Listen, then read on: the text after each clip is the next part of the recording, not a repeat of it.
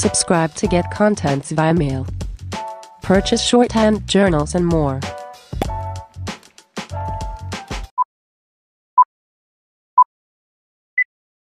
Sir, an important amendment has been brought into Section 143 of the Companies Act. The present Act, before amendment, has made it mandatory for the auditors to report all frauds to the central government. Through this amendment, a threshold limit has been laid. Now, fraud up to a certain threshold limit only will be informed by the auditors to the central government, and frauds below the threshold limit will be reported to the company by the auditors and to the audit committee. Sir, I welcome the proposed amendment, but with a rider, because reporting of frauds, irrespective of the amount involved, to the central government would not serve any meaningful purpose. However, some aspects need to be looked into. One, reporting of frauds when key management personnel are involved is by very nature a serious thing and therefore should be reported to the central government irrespective of the amount involved. 2.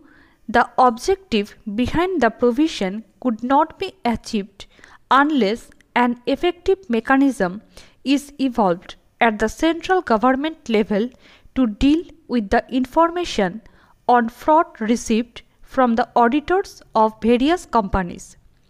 What is happening now and even earlier in this?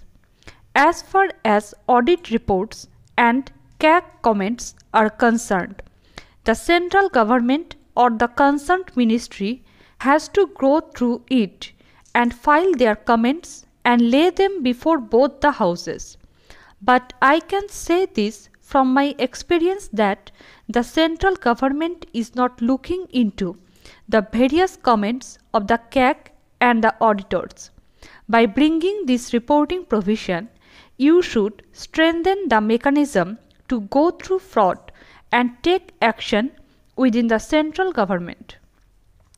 The proposed amendment should also require to disclose details of frauds reported to the government that are more serious in the board's report.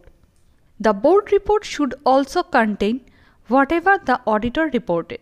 Sir, the entire responsibility of detecting fraud has been given to the auditors. Auditing of a company is not a fraud detecting job. Now, in this bill, the entire responsibility of detecting the fraud or the major responsibility of detecting the fraud has been put on the auditors. The company management should also have this responsibility and they must be liable to improve their internal control system.